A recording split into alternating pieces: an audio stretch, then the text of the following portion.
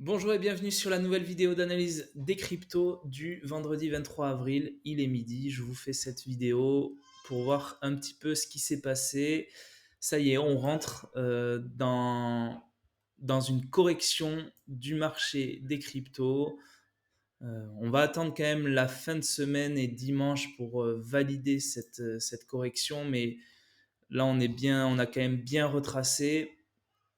Et le scénario dans lequel on pourrait voir une grosse bougie verte reprendre les plus hauts niveaux et repartir à la hausse, bon, moi j'y crois pas vraiment. Donc voilà, je vous donne un petit peu ce qui s'est passé.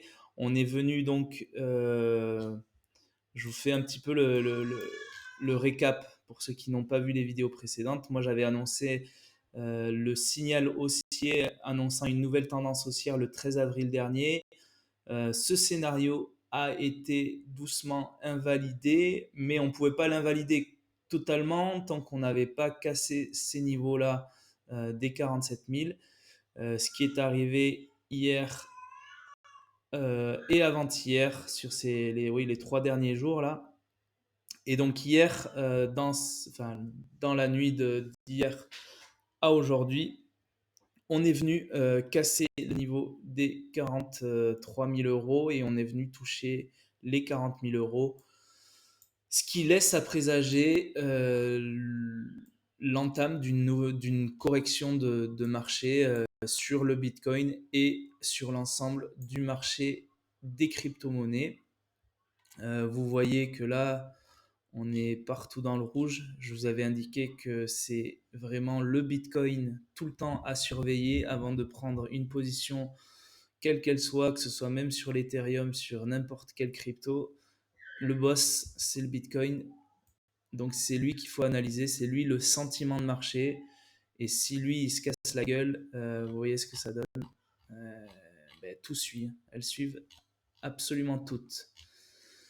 Donc, je vais faire une petite analyse déjà sur. On va dézoomer un petit peu. On va prendre un petit peu de hauteur pour voir comment analyser la chose et voir si c'est grave ou pas déjà. Est-ce qu'il y a vraiment des raisons de paniquer?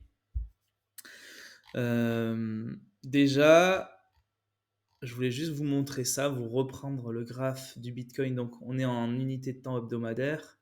On avait cassé en fin octobre, ça je vous l'avais déjà indiqué. On avait cassé à la hausse fin octobre et ce signal avait annoncé une nouvelle tendance haussière après environ 2 ans de marché baissier et de range. Voilà. Donc en octobre, on avait cassé pour une nouvelle tendance haussière.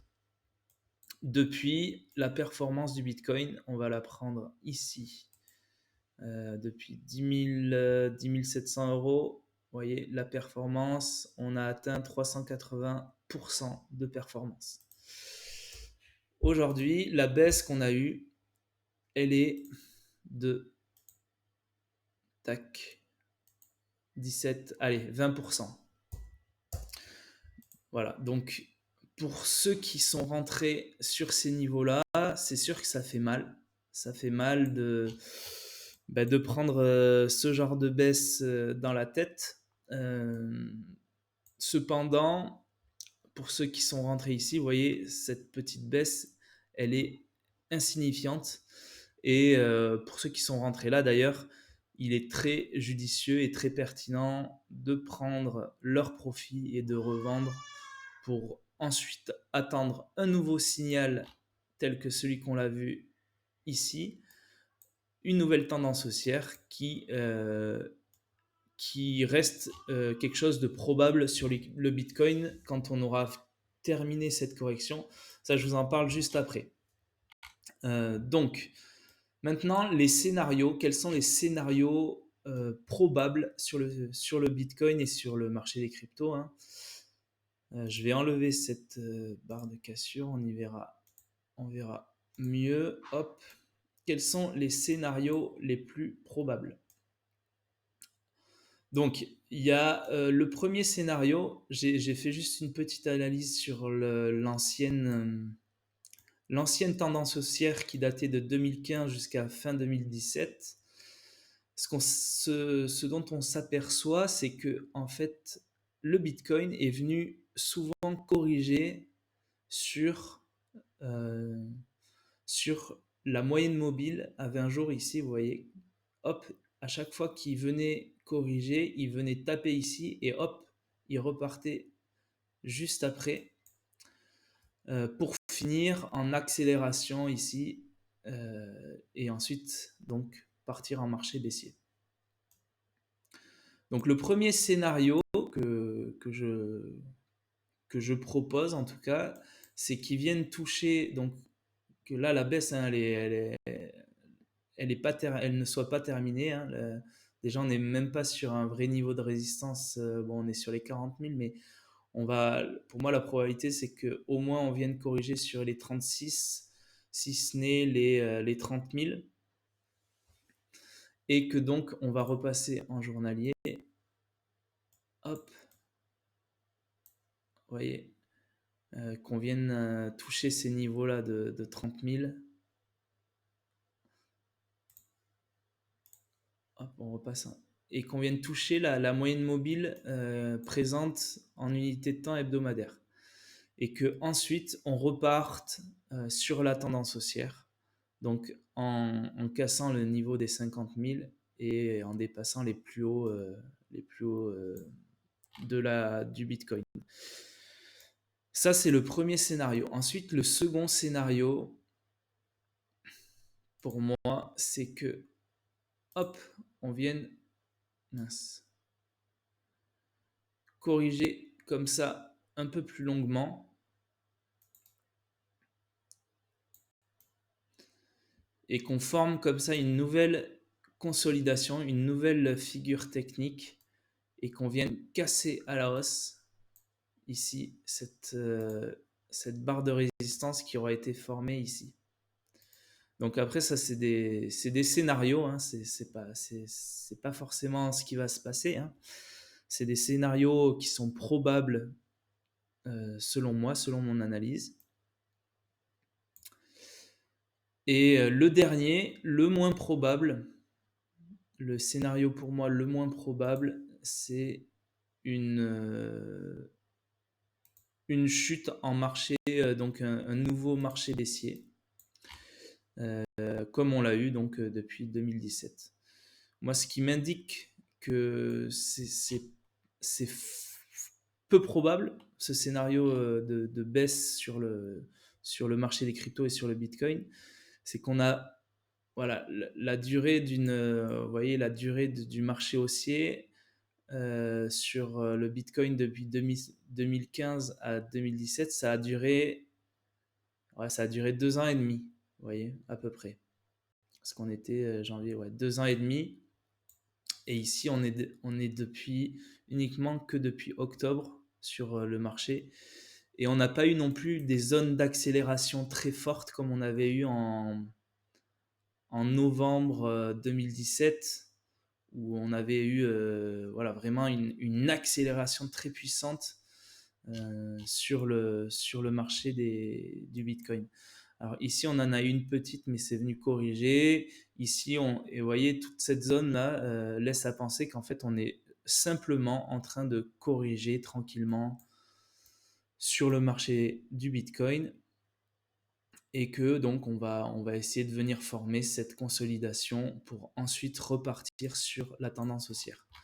Donc là, on n'est pas, c'est pas parce qu'on a eu une bougie rouge aujourd'hui qu'on part en tendance baissière. C'est pas du tout vrai, quoi. C'est juste que le Bitcoin corrige et que toutes les cryptos suivent avec lui, quoi, tout simplement. On fait rapidement une analyse de l'Ethereum. Je vais repasser en journalier.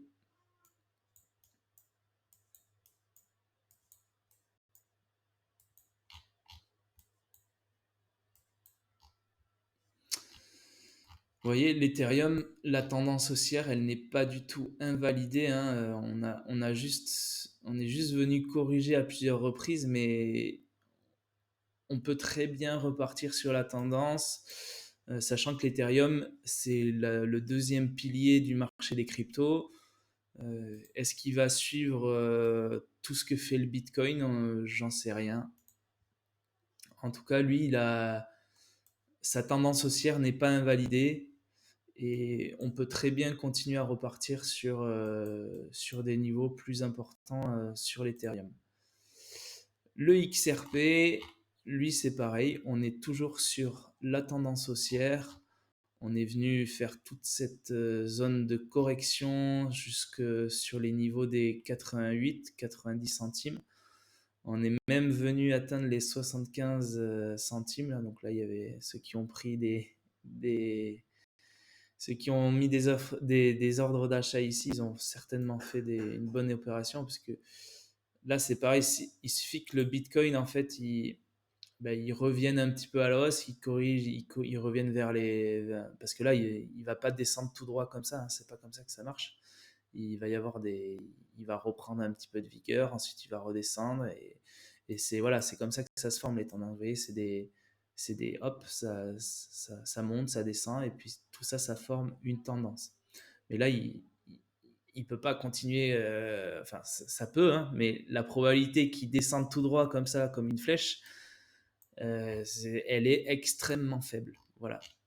Donc là, la probabilité, vous voyez, avec tous ces jours de cotation en négatif, la probabilité, c'est qu'ils viennent quand même corriger doucement et qu'ils reprennent un petit peu de vigueur. Et dès qu'il y aura une, une petite bougie verte sur le Bitcoin, vous allez voir que tous les autres marchés vont reprendre également de la vigueur et vont repartir dans leur tendance. Voilà. J'espère que j'ai été assez clair. Je ne vais pas faire le tour de toutes les cryptos parce que ça ne sert à rien. Elles ont toutes corrigé aujourd'hui. Il n'y a aucune opportunité évidemment à prendre. Pour ceux qui veulent rentrer en position, c'est absolument pas le moment. En tout cas, vous êtes grand, vous faites ce que vous voulez, vous êtes maître de vos actes. Je ne suis pas un conseiller en investissement. Mais en tout cas, moi, je ne prendrai pas position en ce moment. Et puis pour ceux qui ont fait des belles plus-values sur le Bitcoin et qui sont en tendance depuis quelques temps, c'est peut-être intéressant de vendre une partie de leur position pour pouvoir rentrer un peu plus tard éventuellement. Voilà mon analyse. J'espère que elle vous convient. Si jamais vous avez des questions, n'hésitez pas à me les poser dans les commentaires. Et n'hésitez pas à vous abonner également, puisque moi, ça m'aide à être référencé, puis ça me pousse et à mettre des likes aussi si jamais vous pouvez. Voilà, je vous remercie et puis je vous souhaite une bonne journée et à demain pour la nouvelle vidéo. Ciao, ciao!